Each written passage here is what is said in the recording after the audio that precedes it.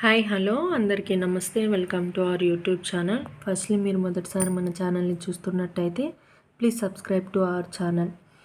ఇంకా ఎగ్జామ్కి ఎక్కువ రోజులు టైం కూడా లేదు.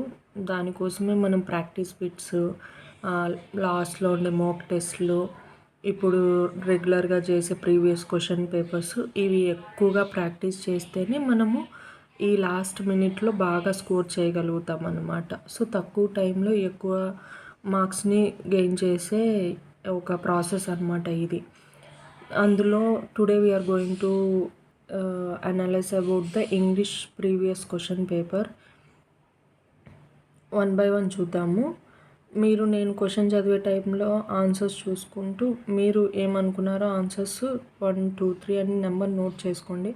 దాని ద్వారా మీరు ఎంత స్కోర్ చేసుకుంటున్నారో అర్థమవుతుంది అనమాట. So let's start.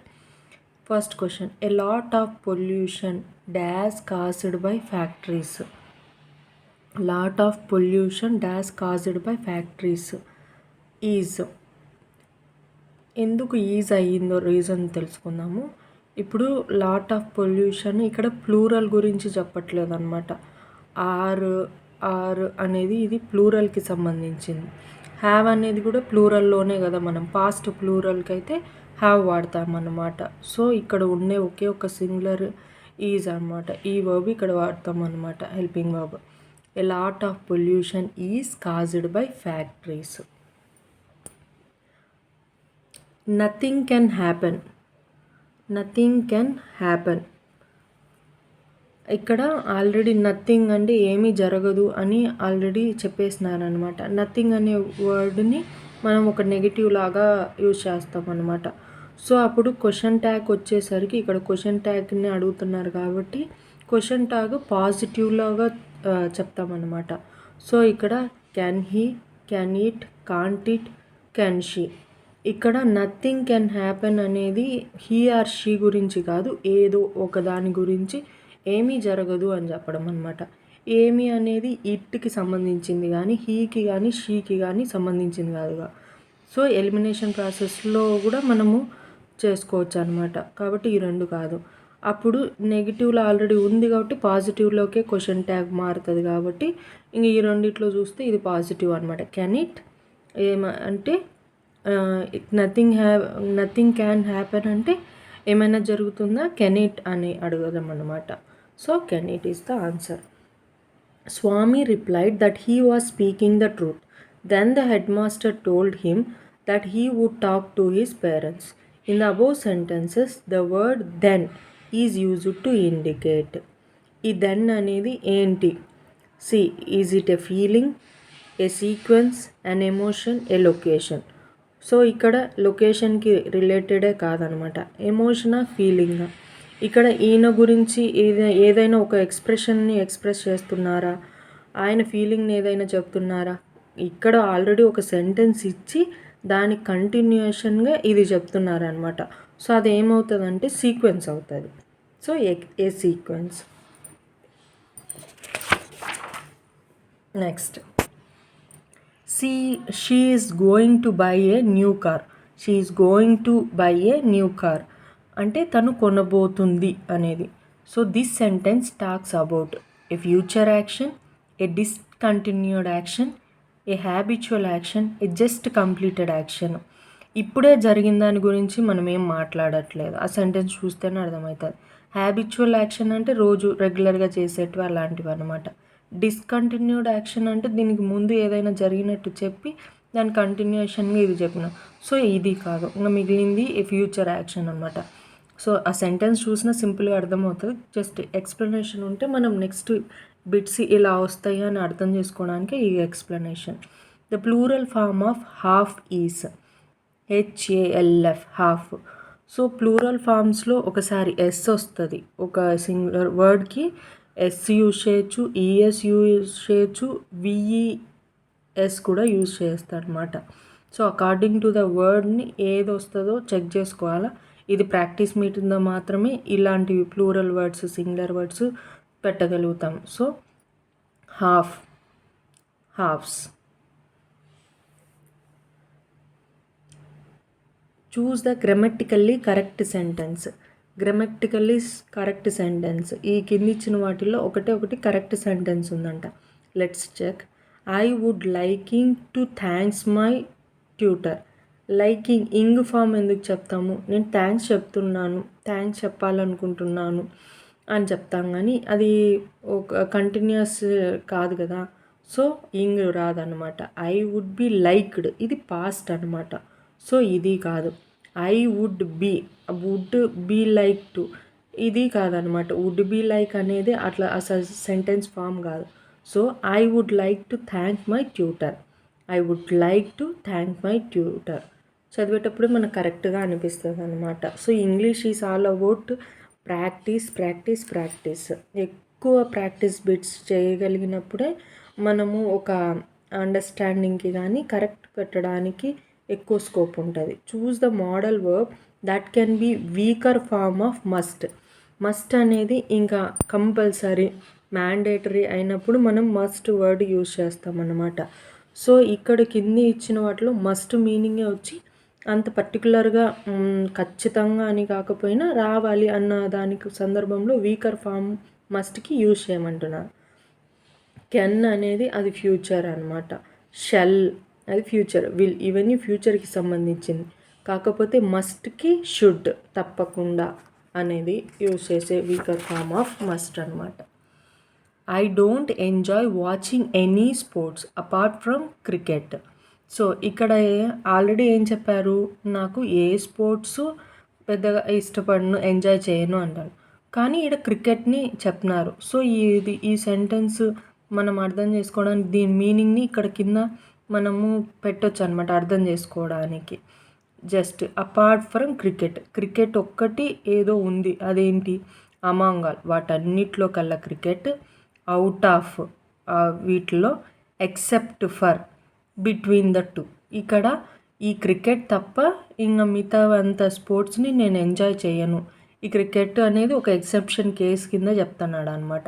So except for, ఓకేనా, ఎక్సెప్ట్ క్రికెట్ తప్ప నేను పెద్దగా స్పోర్ట్స్ని ఎంజాయ్ చేయను అనేది అనమాట.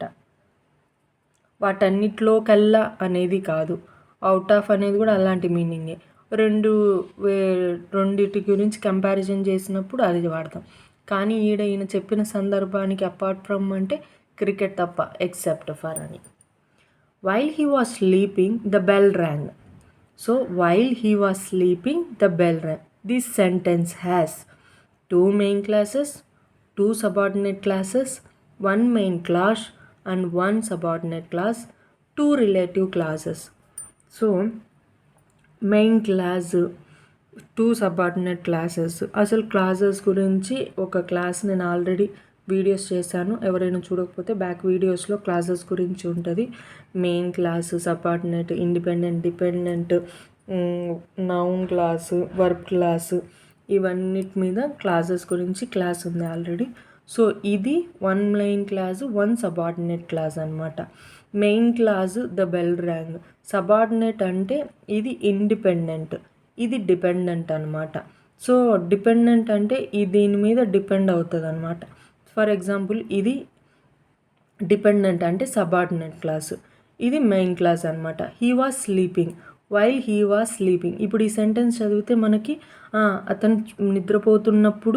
నిద్రపోతున్నప్పుడు ఏం జరిగింది అనేది తెలియాలన్నమాట. తెలియకపోతే ఈ సెంటెన్స్ కంప్లీట్గా మనకు అర్థమవుతుంది. సో ఇది దేని మీద ఆధారపడింది, దీని మీద, ఈ సెంటెన్స్ మీద ఆధారపడింది అనమాట. సో ఇది దీని మీద ఆధారపడింది కాబట్టి ఇది ఇండిపెండెంట్, ఇది డిపెండెంట్, ఇది ఇండిపెండెంట్ అనమాట.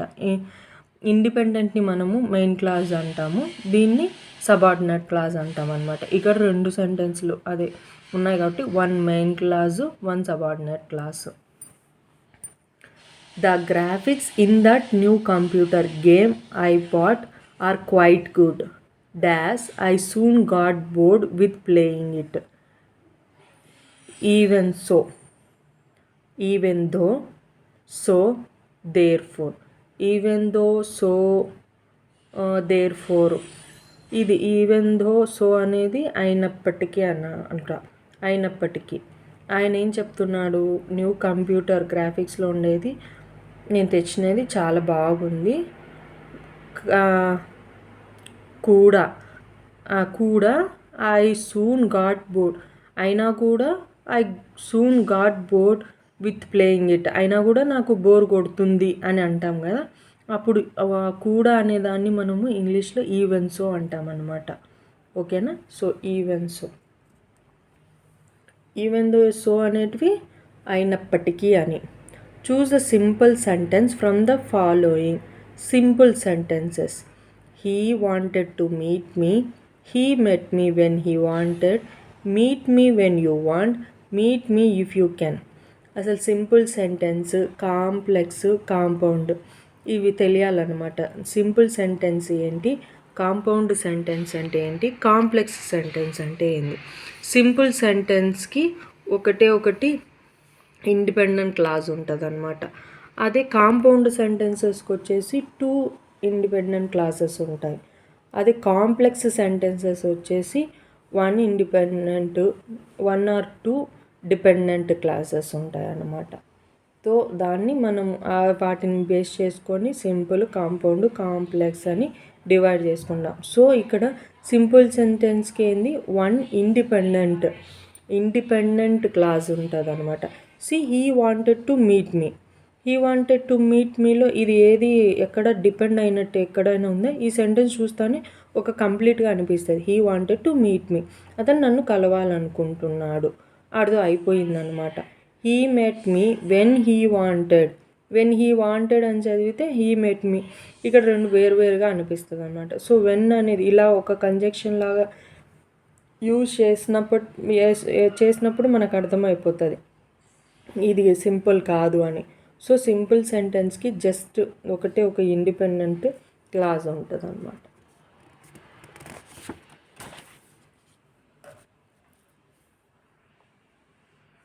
Who has broken this chair, the passive of this sentence begins with passive sentence. Who has broken this chair, by whom, that chair, whose chair. Subject, verb, object. Passive ఫామ్లోకి వచ్చేసరికి object అనేది సబ్జెక్ట్గా మారుతుంది అనమాట.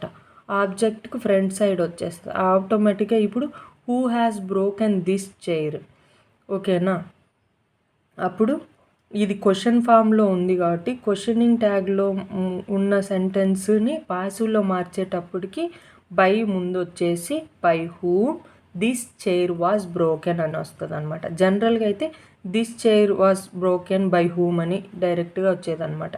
కానీ ఇక్కడ who ఉంది కాబట్టి by whom first use చేసేదన్నమాట. ఓకేనా. బై హూమ్ ప్యాసివ్ ఫామ్లో బై హూమ్ అవుతుంది. Break of day means early morning, late in the evening, afternoon, night. Early morning, late in the evening, break of day.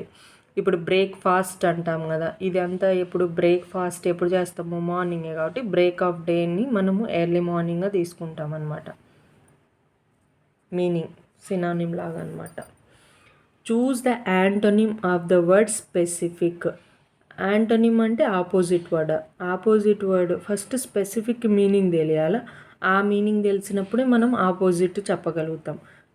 ఇది చదివేటప్పుడు మనం క్లియర్గా చదవాలన్నమాట. ఇక్కడ యాంటోనిమ్ ఇచ్చారా, synonym ఇచ్చారా. యాంటోనిమ్ కాబట్టి ఆపోజిట్ వర్డ్ ఆఫ్ దిస్. ఇప్పుడు స్పెసిఫిక్ మీనింగ్ ఏంటి అంటే ఒక పర్టికులర్ అని చెప్పడం అనమాట. పర్టికులరైజేషన్ చేసినప్పుడు స్పెసిఫిక్ యూజ్ చేస్తాము. సో దీనికి ఆపోజిట్ రాయాలి అంటే పర్టికులర్ అంటే ఇది మీనింగ్ అవుతుంది, రెగ్యులర్ అంటే సాధారణంగా జరిగి, లీగల్ అసలు సంబంధం లేదు. సో ఆపోజిట్ జనరల్గా చెప్పేది, స్పెసిఫిక్గా చెప్పేది. సో ఇది ఆపోజిట్ వర్డ్ అవుతుంది అనమాట. చూసారా ఇక్కడ దాని మీనింగ్ వచ్చేలాగా కూడా ఒక వర్డ్ ఉంది. సో అప్పుడు సినానిమ్. అప్పుడు క్వశ్చన్ కరెక్ట్గా చదివినప్పుడే మనము ఆటోమేటిక్గా చూస్తానే ఏమనిపిస్తుంది, స్పెసిఫిక్ అంటేనే okay particular. So particular answer ఉంది కదా పెట్టేస్తాం. కాకపోతే ఇక్కడ చదవాల్సిన వర్డ్ వచ్చేసి ఏం అడుగుతున్నారు అనేది. సో క్వశ్చన్ని చదవడం కూడా చాలా important. The kids are looking forward to their holiday vacation. Holiday vacation కోసం పిల్లలు చాలా ఒక ఎంతూజియాజంతో ఎదురు చూస్తున్నారు అని చెప్పడం అన్నమాట. సో అది చూసిన వెంటనే ఈ సెంటెన్స్ చూస్తేనే మనకు ఆన్సర్ ఆటోమేటిక్గా అర్థమైపోతుంది. దీని యొక్క ఫ్రేజల్ వర్బ్ మీనింగ్ అడుగుతున్నారు అనమాట. టు సర్చ్ ఫర్ ఇన్ఫర్మేషన్, ఏదైనా ఇన్ఫర్మేషన్ కోసం ఎతకడం. టు రిమూవ్ సంథింగ్, ఇది రిమూవ్ సంథింగ్ అనేది ఈ సెంటెన్స్లోనే అర్థమైంది కాదు అనేది. To expect something with pleasure. Study something to learn. So ఇది కాదు, ఇది కాదు, ఇన్ఫర్మేషన్ గురించి కాదు, కానీ హాలిడే వెకేషన్ పిల్లలు చూస్తున్నారు, లుకింగ్ ఫార్వర్డ్ అనేది ఒక ప్లెజర్తో చూసేదన్నమాట. సో ఒక ఎంతూజియాజంతో ఉంటుంది అనమాట లుకింగ్ ఫార్వర్డ్ అనేది యూజ్ చేసేది. To expect something with pleasure. 76th, dash at moves round dash son. Choose the correct article చెప్పమంటున్నారు. సో యూనివర్స్లో ఒకే ఒకటి ఉన్న వాటిని అన్నిటి ముందర మనము స్పెసిఫిక్గా ఏం వాడతామంటే వాడతాం అన్నమాట. The earth moves round the sun. ఈ ఆర్టికల్స్ మీద కూడా ఆల్రెడీ వీడియో ఉంది, బ్యాక్ వీడియోస్లోకి వెళ్ళి ఆర్టికల్ సెర్చ్ చేస్తే మీకు ఐడెంటిఫై చేయగలుగుతారు. The earth moves round the sun. So the earth moves so ఇక్కడ 2 ఆప్షన్స్ ఉన్నాయి కాబట్టి మనకి ఇక్కడ స్కోర్ యాడ్ అవుతుంది. Choose the sentence with the correct word order. So ఈ పర్టికులర్ సెంటెన్స్లో సీక్వెన్స్లో నీట్గా కరెక్ట్ చేసినప్పుడు ఈ సెంటెన్స్ కరెక్ట్ ఫామ్లో ఉన్నట్లు అని. సో చూద్దాం. She arrives always late in the morning. She arrives late always in the morning. She in the morning arrives late always. So ఇది కాదు, చూసానేటప్పుడు చెప్పేయచ్చు అనమాట. She always arrives late in the morning. So ఇక్కడ చూడండి, she arrives always ఇలా reverse చేసి చెప్పినారనమాట. మనం first ఎప్పుడు తను లేట్గా వస్తుంది అని, ఎప్పుడు అనేది ముందు చెప్తున్నాం కాబట్టి ఆల్వేస్ అనేది ముందుకు రావాలి. ఓకేనా? కాబట్టి ఇక్కడ ఇది సెంటెన్స్ తప్పుగా ఉంది. నెక్స్ట్, షీ అరైవ్స్, ఆల్వేస్ అనేది ముందు రావాలి. సో ఆ వర్డ్ కూడా ఇక్కడ లేదు కాబట్టి ఉన్నది ఇది ఒక్కటే. కాబట్టి she always arrives late in the morning. Correct sentence. Choose the word that can't begin with a capital letter. ఈ కింది ఇచ్చిన వాటిల్లో ఒక వర్డ్ అనేది క్యాపిటల్ లెటర్తో స్టార్ట్ అవ్వదు అని చెప్తున్నారు అనమాట. Tenali is a name. Names అన్నిటి ముందు, names of the places, names of A person, వీటన్నిటికి ముందర మనము క్యాపిటల్ లెటర్ యూజ్ చేస్తాం అన్నమాట. కానీ ఇక్కడ చూడండి, తెనాలి, విజయనగరం, అమెరికా, ఇది ప్లేస్ పేర్లు. ఇది తెనాలి అనేది కూడా ప్లేస్ పేరు ఉంది, నేమ్ ఆఫ్ ద పర్సన్ కూడా చెప్పచ్చు అనమాట. సో వీటన్నిటికీ మనం క్యాపిటల్ లెటర్ యూజ్ చేయొచ్చు. కానీ పెయింటర్ ఇట్స్ నార్మల్ వర్డ్ లాగా కూడా యూజ్ చేస్తాం కాబట్టి దీనికి ఏమి స్పెసిఫిక్గా మనం క్యాపిటల్ లెటర్ పెట్టాల్సిన పని లేదు. Choose the part of the letter return at the right side bottom of the page. C parts of the letter మనము ఖచ్చితంగా నేర్చుకొని వెళ్ళాలి. దీని మీద ఒక బిట్ అయితే ఉంటుంది. మనం డేట్ అక్కడ రాస్తాం కదా, ఆ డేట్ రాసేదాన్ని మనం హెడ్డింగ్ అంటాము. ఇక్కడ గ్రీటింగ్స్ ఆర్ సాల్యుటేషన్ అంటాము. గ్రీటింగ్ ఆర్ సాల్యుటేషన్ అనేది డియర్ మేడం, రెస్పెక్టెడ్ మేడం ఇలా రాస్తాం కదా, దాన్ని గ్రీటింగ్ ఆర్ సాల్యుటేషన్. నెక్స్ట్, ఇది బాడీ ఆఫ్ ద లెటర్. అంటే మనం ఏదైనా ఇన్ఫర్మేషన్ రాస్తాం కదా, మెసేజ్ కానీ ఇన్ఫర్మేషన్ కానీ అదంతా రాసేది బాడీ ఆఫ్ ద లెటర్ అంటామన్నమాట. నెక్స్ట్, సబ్స్క్రిప్షన్, లాస్ట్లో ఎండ్ చేస్తాం కదా, దాన్ని సబ్స్క్రిప్షన్ అంటామన్నమాట. So at the right side bottom of the page, bottom of the పేజ్లో ఉండేదాన్ని మనము ఏమంటామన్నాము, సబ్స్క్రిప్షన్ అంటామన్నాము. ఇది body of the letter or message information అని అడుగుతారు అనమాట. సో రైట్ సైడ్ పైన సైడ్ ఉంటే, ఒకవేళ అప్పర్ సైడ్ అని అడిగినారనుకోండి, టాప్ సైడ్ అని అడిగితే దాన్ని మనం ఏమంటామంటే heading. So body of the letter ఇది అని తెలిసిపోయింది. సబ్స్క్రిప్షన్ ఇక్కడ, నెక్స్ట్ హెడ్డింగ్ టాప్లో, సాల్యుటేషన్ అంటే గ్రీటింగ్స్. సో మనకు ఆన్సర్ తెలిసిపోయింది కదా. ముందు పార్ట్స్ ఆఫ్ ద లెటర్ తెలిస్తేనే మనం వీటికి ఆన్సర్ చేయగలుగుతాం అనమాట. Hope you understood. నెక్స్ట్, దీని బిట్కి subscription is the answer. Choose the correct alphabetical order of these words. Alphabetical order అంటే మనం ఇప్పుడు ఏబిసిడి అని సీక్వెన్స్లో ఉన్నట్లే ఈ వర్డ్స్ కూడా ఫస్ట్ పిక్యూ, ఇప్పుడు పి అన్నిట్లో పి కామన్గా ఉంది. సో పి అన్నిటికీ ముందు వచ్చింది. నెక్స్ట్ ఆర్ కూడా అన్నిటికీ ఉంది. సో ఆర్ కూడా అన్నిటికీ ముందు వచ్చింది. తర్వాత ఓ, అన్నిట్లో కూడా ఓ ఉంది. సో అన్నిటికీ ఆర్. తర్వాత నెక్స్ట్ వచ్చే లెటర్ చూద్దాము. ఇక్కడ టీ ఉంది, ఇక్కడ వి ఉంది, ఇక్కడ పి ఉంది, ఇక్కడ వి ఉంది. So P QRST. So P తర్వాత ఇది అంటే ఫస్ట్ వర్డ్ వచ్చేసి ప్రపోజల్. ప్రపోజల్ అనే వర్డ్ ఫస్ట్ స్టార్ట్ అయినట్టు 2 ఉన్నాయి. సో ఇదా చూద్దాము. ఈ రెండిట్లోనే ఆన్సర్ ఉంటుంది. తర్వాత పిక్యూఆర్ఎస్టి టీ ఉంది అన్నమాట. సో టీ వచ్చింది. నెక్స్ట్ ఇక్కడ ప్రొటెక్ట్, ఇక్కడ వి ఉంది. సో ఇది కూడా ఎలిమినేట్ అయింది. ఆన్సర్ డైరెక్ట్గా మనం పెట్టేయచ్చు. ప్రపోజల్, ప్రొటెక్ట్, తర్వాత యువి, తర్వాత ఐ ముందు వస్తుంది, తర్వాత ఓ వస్తుంది అనమాట. వివి ఈ రెండింటికి సంబంధం ఉన్న ఇది ముందు వస్తుంది, ఇది ముందు వస్తుందా అని తెలుసుకోవడానికి మళ్ళీ నెక్స్ట్ లెటర్ చూసుకోవాలన్నమాట మనము. IJKLMNO తర్వాత ఓ వస్తుంది. కాబట్టి ఇలా చూసుకోవాలన్నమాట ఆల్ఫాబెటికల్ ఆర్డర్ అంటే. So answer is first word.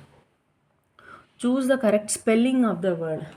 Spellings మనము ఇంకా ఏది కరెక్ట్ అంటే జస్ట్ నేను ఊరికి ఇది కరెక్ట్ అని వరకే చెప్పగలుగుతాను. IMMEDIATE.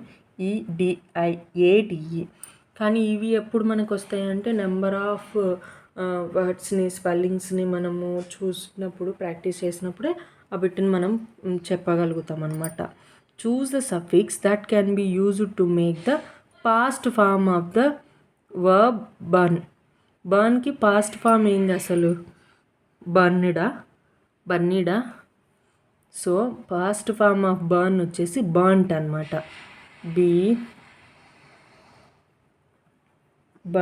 Burnt is the past form of burn. So ఇక్కడ సఫిక్స్ అడుగుతున్నారు. Suffix, prefix. దీన్ని ప్రిఫిక్స్ అంటాము, దీన్ని సఫిక్స్ అంటాము. ఒక వర్డ్లోని ఫస్ట్ పార్ట్ని మొత్తం మనము ప్రిఫిక్స్ అంటాము, తర్వాత పార్ట్ అంతా మనము సఫిక్స్ అంటామన్నమాట. ఈ వర్బ్కి పాస్ట్ ఫామ్ వచ్చేసి బంట్. సో సఫిక్స్ అడుగుతున్నారు కాబట్టి టీ, బంట్. ఓకేనా? ఇలా సఫిక్స్, ప్రిఫిక్స్ మీద కూడా ఒక బిట్ కంపల్సరీ వస్తుంది. రీడ్ ద ఫాలోయింగ్ ప్యాసేజ్ ఇచ్చి 2 క్వశ్చన్స్ అడుగుతారు అనమాట. సో ప్యాసేజ్కి ఇచ్చిన 2 మార్క్స్ మనం ఈజీగా పెట్టగలుగుతాం ఎప్పుడైతే క్లీన్గా మనము ఈచ్ వర్డ్ని నీట్గా చదివి దాన్ని అర్థం చేసుకుంటేనే ఆ 2 బిట్స్కి మార్క్స్ పోకుండా ఉంటాయి. సో ఇక్కడే ఉంటుంది కాబట్టి ఆన్సర్ని పర్టికులర్గా నీట్గా చదివితే సరిపోతాయి. Paper has many uses. We must not waste paper and must learn how to recycle waste material into paper. It may be a good idea to make sure paper is not wasted and to use recycled paper whenever we use. So this passage describes various uses of paper, various kinds of paper, the importance of recycling to produce paper, how to waste paper. So how to waste paper గురించి, waste paper గురించే అస్సలు మాట్లాడట్లేదు. ఇక్కడ ఏం చేస్తున్నారు, ఈ paper వల్ల చాలా ఉపయోగాలు ఉన్నప్పటికీ we should not waste, we have to recycle పేపర్ని మనకు ఎప్పుడు కావాలంటే అప్పుడు. So importance of recycling to produce paper. ఓకేనా? రీసైక్లింగ్ ప్రాసెస్ ద్వారా మళ్ళీ పేపర్ని యూజ్ చేయొచ్చు, ఆ పేపర్ వల్ల మళ్ళీ మనం యూజ్ చేసుకోవచ్చు, ఇలా చెప్తున్నాను అనమాట. So importance of recycling to produce paper. Read the following passage. Same ప్యాసేజే ఉంటుంది. It is a good idea to waste paper, not to waste paper, not to use paper, to learn how to fold a paper. So waste పేపరా, not to waste పేపరా, not to use పేపరా? Use చేయకుండా ఉండమని చెప్పట్లేదు, waste చేయమని చెప్పట్లేదు. Not to waste పేపర్ని waste చేయొద్దు అని చెప్తున్నారు అనమాట. అది గుడ్ ఐడియా, అసలు వేస్టేజ్ చేయకుండా ఉండటం మంచిది కదా అనేది. The combination of Anglo Saxon and Anglo Norman gave birth to Baltic English, Norman English, old English, middle English. So middle English. Intensive listening happens. Intensive listening ఇది మెథడాలజీకి సంబంధించిన బిట్స్.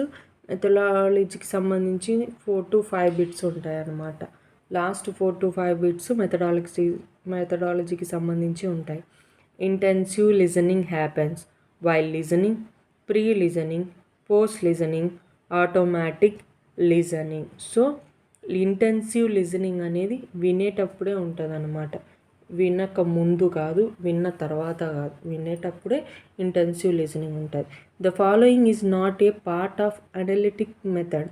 దీంట్లో word method, phonic method, sentence method, story method analytic మెథడ్కి సంబంధించింది కాదు. ఏంటి అని అడుగుతున్నారు. So phonic method is not a analytic method.